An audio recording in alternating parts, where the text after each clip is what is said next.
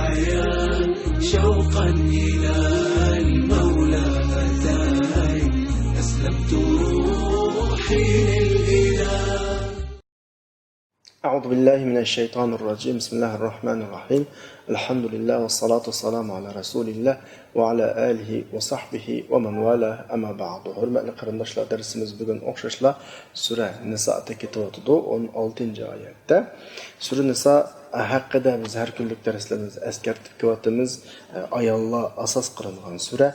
Ayalla asas kılındı demek İnsan asas kılındı. İnsan kuruluşu, mümin kuruluşu, aile kuruluşu, cemiyet kuruluşu, devlet kuruluşu asas kılındı demek. Ve bu kuruluşların hemmesi de ayal asası urulunu igelleydi demek. Çünkü ayalla insan türünün yerimi, erli insan türünün yerimi bu bir zemin üstündeki hayatlıkның davamlışı için bu ikisinin oturdaki alaka ve bu alakadan çıkan neticelerin ki güzel bir şekilde bir taraf kılınışı intayin mühim. Şu asasda sürenin 5'ini tatıp ta hazır kadar şu mezmunga münasebetlik taraflarda ketuatımız aldığınki ayette ayalla olan ayalla'nın alakası hakkında söylediğen tok bugünkü ayette erlen erle alakası yani er olan yolsuz bir şekilde cinsi alaka ornutuş yaman iş kılış hakkında sözleyimiz. Estaizu billah. وَالَّذَانِ يَأْتِيَانِهَا مِنْكُمْ فَآذُوهُمَا فَاِنْ تَابَا وَأَصْلَحَا فَأَعْرِضُوا عَنْهُمَا اِنَّ اللّٰهَ كَانَ تَوَّابًا رَحِيمًا. Aranladın şu yaman işqi çıp qalğan, kep qalğan işki erkiş olup qalsa, sizlar bularni edeplanla. Agar tövbe qilib, yüzünü oňşap qalsa, bulardan yani bularni qo'yib o'tinglar. Allah tövbe kubul kılgıcı ve mehir şefkat kılgıcı.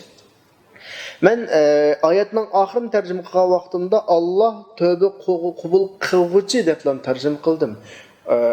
Ameliyattamda tövbe kubul kılgıcı dep bunda yengil şekilde tercüme kılışım doğru emas. Çünkü Kur'an'da kullanılgan şekil, söz şekli aşurma sübetdaş şekli. Yani biz bunu Arapçada sigatul mübalağa şekildeyimiz. Mübalağa ma Uygur tilimizde biraz köp türlü ma'noda olsun, lakin Arapçada meseleni en yuqori ravishda qanday qilib ifodalashdigan bo'ladi. Andikin mushuningmi bir xil shakllar bo'ladi arab tilida. Masalan tawwab shakli bilan arab tilida masalan buni biz har bir shaklning o'lchimi bo'ladi. Qarindoshlarimiz arabcha o'qidiganlar va balkim o'qimaydiganlar va o'qimaydiganlarga imkon bor tushuntirishga tirishima o'qidiganlarga qulay. Masalan tawwab shakli andikin faal shakli deymiz.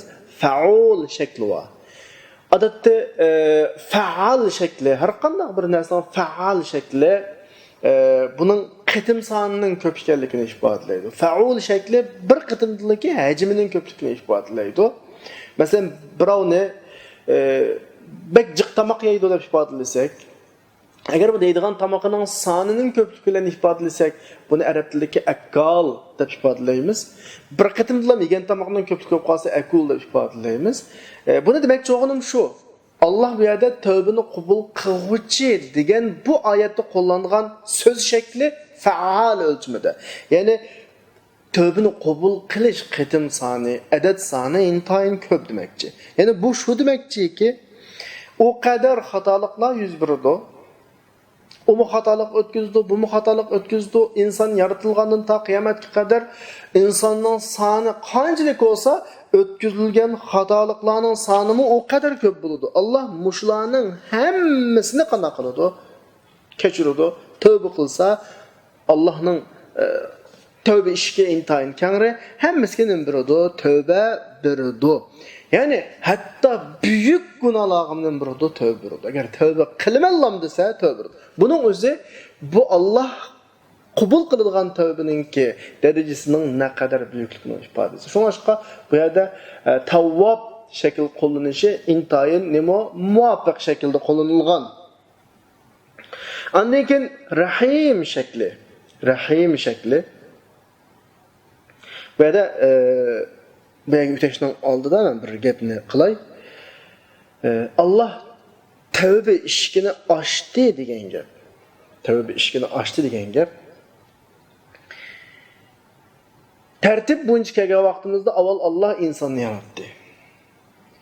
Va bu insonning qiladigan, qilmaydigan ishlariga had hudud belgiladi. Ani qilsa, mani qilmaysa degan bir shaklda. Yani qonun belgiladi degan gap. Ve cinayetlerninki had hududunu iniq belgilab berdi. Ve bu cinayetlerge cezalarını bekitdi. Bir cinayetki ceza bekitkenlikinin özü her qanday özürüne yok kılıdı. Bir cinayet belgilenip bir cemiyette ve onun ceza bekitilip boğandakin hiç kim bilmepdikenme diyemeydi. Eğer hiç qanday cinayet bekitilmese, ceza belgilenmese, an birisi qopup bir işten birini kılsa, onu samanda eskiler kılmam cezalayımız dese, nerede bu? Bunu qaçan qılmayımız deyişken, kim cezalaydı deyişken deydiğen bir bahane soludu. Ama Allah onda qılmadı. İnsaniyetini yarattı. Mau hatalıklarda belgiledi. Bu hatalıkların cezası mauda belgiledi. Bu belgiligenlikinin özü şu demek ki insanın aciz noktalarıdır. İnsan dünyası aciz bir dünya.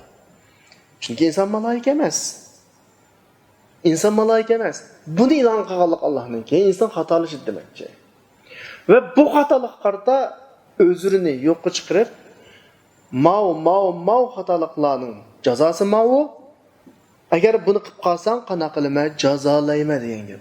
Muşunun özü yana nimin taqozo qilsa bu ishlar mutlaq qana qiladi, yuz beradi.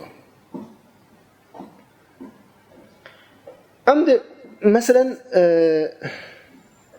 Qur'oni Karimga qaraganimizda o'g'irlik qilish desa, o'g'irlik qilganlarninki qo'lini kesimizda bir had belgiladi. Bu nima demakchi? İnsonda ojizlik bor. Ba'zida har xil sabablar tufaylidan o'g'irlik qiladi.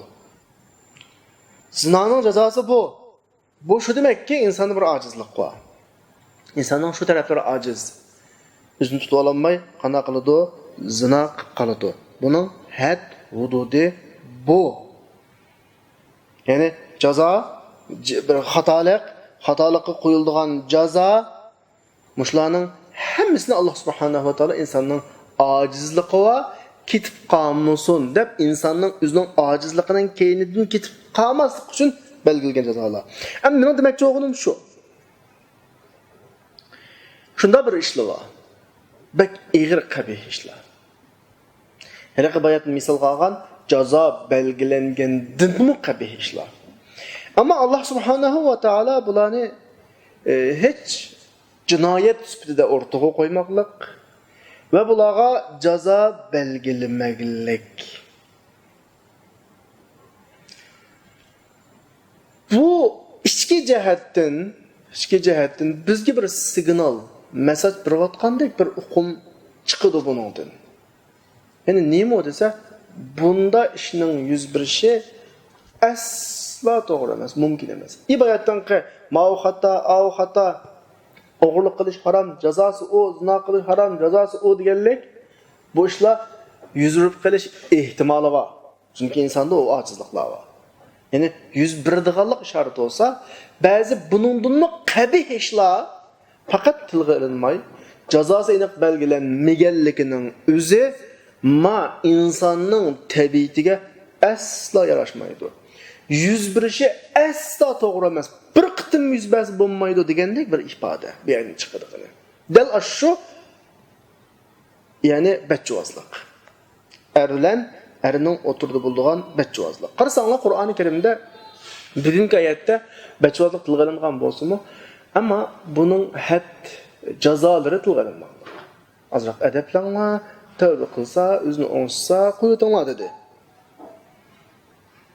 Bu bizga nima ifoda berdi desanglar, bu insonlar dunyosida asla paydo bo'lsa bo'lmaydigan ish.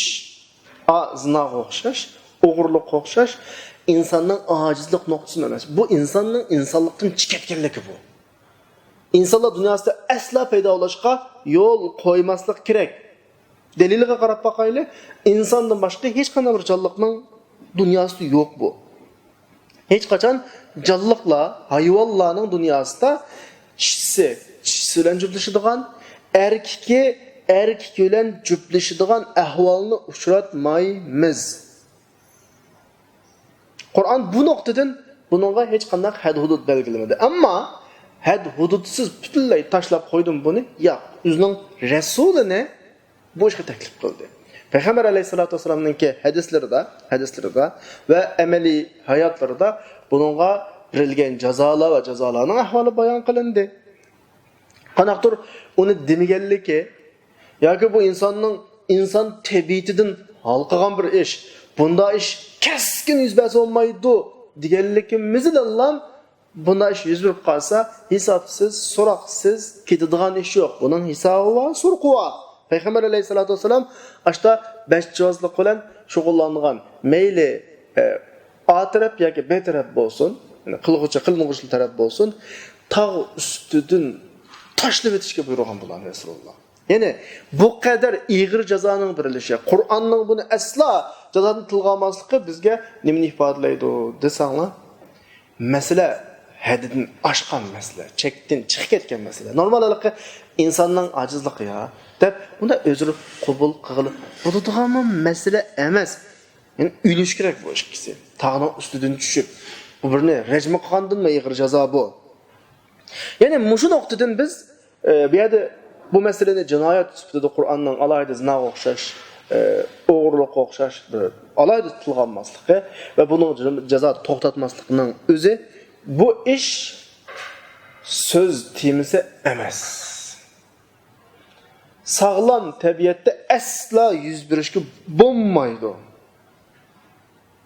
Yani bu ishning da yuz berishni tüptin, yiltizdan qurtib o'tish kerak degandek bir ifoda chiqadi. Hargiz buning mubohligi yoki jazosiz tashlanib qo'ydiganligi unda ish yo'q. Hatto ba'zilar o'zining qilgan ashqildagi shakldagi ishlarini hayvoniy qiliq deydi. Nada hayvoniy qiliq qiladi? Hayvonlar dunyosi yo'qki o ish. Uning hayvoniy qiliq deganligi hayvonlarga zulm qilganligi o. Bunu diş doğru qilish insoniy qiliq deyish kerak. İnsani shahvat deyish kerak uni deyish. Chunki insondan boshqa hech kim qilmaydi buni. Va inson qilmaslik kerak. Buni qilinib salishqanda azroqmi idimizda qabul qilish idi so'qas bo'lmaydi. Qabul qiladigan ish emas. Yani tüp yiltizdan quritib o'tishga tegishli ish. Qarab baqsaq bo'ladi hayvonlar dunyosiga. Endi bu kadar ig'ir xatolik bilan turib oyatning oxirisida Alloh subhanahu va taoloning deydi: Tawwab, Rahim ikki sifat bilan o'zini sifatlayapti. Ya'ni o kadar ko'p yuz bergan, o kadar ko'p sondagi insonlarning qilgan xatoliklarini va uning qilgan tavbasini Alloh subhanahu va taolo qanday qiladi, qabul qiladi va Rahim. Endi tövbenin yo'lga qo'yilishi, qabul qilinishi Alloh subhanahu va taolaning buyuk bir hikmat asosida bo'ladigan ish. Agar insonda faqat ma'siyat, xatolik yuz bermasa, qat'iy yuz bermasa, u vaqtda insonga bir vazifa berib, u vazifani imtihon shaklida belgilab, o'tganlarga mukofot berib, o'tamaganlarni jazolashdan hech ahamiyat qolmaydi. Bu vaqtda biz malaikalarga o'xshash yaratilgan bo'lamiz, masala tugagan bo'ladi. Tövbeni yo'l qo'yganligining o'zi insonda bir ojiz nuqta bor. Kunlarning birida ma'lum bir jinoyat oldida shu ojiz nuqtasi insonni shu jinoyatga so'rab akirdi. Bunda deganlikning o'zi hamda Alloh bu bandini butunlay bandichilik doirasidan qo'g'lab chiqaribdi deganlik emas. Mushu tövbeni yo'l qo'yganligi, jazoni yo'l qo'yganligi, mening bandam xatolashdi. Buni bandilichilik bandamning qatoridan islomning chegarasidan chiqarib etmaymiz. Bandilchilik ichida qolib qoladi, islom ichida qolib qoladi, lekin qilgan xatoliqining jazosini o'taydi, tövbe qiladi, qabul qilamiz deganlik bo'ladi. Agar bayat degandek hech qanday inson xatolashmasa, bayat degandek ahvol bo'ldi. Ammo xatolasa hech qanday tövbe bermasdi. Xatolashdan ketdim. O vaqtda men bir xatolashimman. Chunki ojiz inson ya. bu xatolikning qabul qilinmaydiganligini bilmagan, qabul qilinmaydi degan taqdirda bu xatolik tufaylidan mening ishimning tugaganligini bilaman. Mening ishim tugagan. Men de har qancha qilsammi, tavzaqdan qutlanmaganligim qutlanmagan. Ishim tugidi. Unda o'g'andan keyin oxirigacha qilib olay deb so'rilib jinoyatning keynidini qanaq qolmay ketib qolaman. Birini qilaman, shuning bilan Alloh o'zimni tugashdi deb o'ylaganlikning natijasida butun hayotim jinoyatga tushdi. Kishilarning izzat obro'yiga chiqilma, qilmagan xatoliqim qolmaydi. Ammo tavbaga kechilsa shu. Bir xatolik qildim. Qana qildim? Onunğa pavqul addı pushmon qildim. Pushaymon qildim. Va bu pushaymonning natijasida taxe kelgusidagi büyük xatoliklardan qanday qilishim mumkin? Saqlanib qilishim mumkin. Ya'ni bu yerning shu xulosaga kelamiz qarindoshlar. Alloh tavba eshikni ochdi deganlikning o'zi orzu umidini yo'qotib xatolik yo'liga mangallarning ishkini taqvatdi deganlik bo'ladi. To'xta sen. Sening qaytish fursatың va, yenish fursatың va, tavba qil, men sana qanday qilaman? Tövbəni qəbul qılma degan ularga nisbatan bir Allohningki marhamatini qanday qilish echish. Tövbə bəgəlligining o'zi bu. Ondan keyin oyatning oxiridagi yana bir diqqatimizni tortadigan yana bir nuqta bor. Agar tövbə qəbul qilguchi deblan bo'ldi qilgan bo'lsa oyatda ikki sifat bor ya, tavvob deb bir sifat bor, rahim deb bir sifat bor. Agar tavvob sifatilan bo'ldi qilgan bo'lsa oyat, rahim sifatini keltirmay, nima shu tush vaqtda hamma adam inson degan xatolashidu va xatolashib tavba qiladi, Alloh qabul qiladi degan nazariyaga ketib qoladi. Ammo keyinda rahim degan bir sifatni keldi. Rahim degan gap qarindoshlar. Tavvob degan inson xatolashib Allohga tavba qilsa, tavbasini qabul qiladi desa, rahim degan Alloh insonga o qadar marhamatlikki, insonni xatolikdan saqlaydi. Birisi Allohning uzun marhamati bilan insonni boshdan oxir xatolikdan saqlaydi deb buna ma'siyatdan o'zini saqlanish qitirishsa, rahim sifatining keynidan. Rahim degan shu Allohning oxirat uchun insonni hozirlashi, oxiratning yo'llarini insonga qulaylashtirib berguchi, mehr shafqat qilguchi degan ma'noda. Mehr shafqat qilguchi. Ya'ni mehr shafqatning ifodasi Allohning insonga bergan marhamatda ko'riladi. Marhamat nerda? Insonning xatolashmasligi, to'g'ri yo'ldan adashmasligida. Bu noktadan insan xatalışdan saqlansa, tavvab sübtinin türküsüde xatalışıp sağalları xatalıqqa nisbeten tövbe qilish ishni taqvatmaslik noktasından ümitlanadi. İkkili halet bir taraf edilir. Yani tövbe xatalaşmaslıqның türküsü rahimden çıksa, xatalaşqanlarınki xatalıqını qaytışığa türk oladigan sifat nima? Tavvobdan chiqadi. Shunga berigi tavvob, rahim degan ikki sifatning keltirilishi bu nuqtadan. Andan keyin biz tavba haqida so'zlayotimiz qarindoshlar. Tövbənin şəkli, xarakteri, kimlərinin tövbəsi qəbul qılınır, kimlərinin tövbəsi qəbul qılınmaydı. Həqiqi səmimi tövbə qaysı, səmimi olmayan tövbə qaysı? Bunu inşallah aldığımızdakı 17-ci, 18-ci ayətlərdə oxuyumuz. Bugün vaqt münasibəti ilə müşahidə toxtayımız. Və axiru da'vana elhamdülillahi rabbil alamin.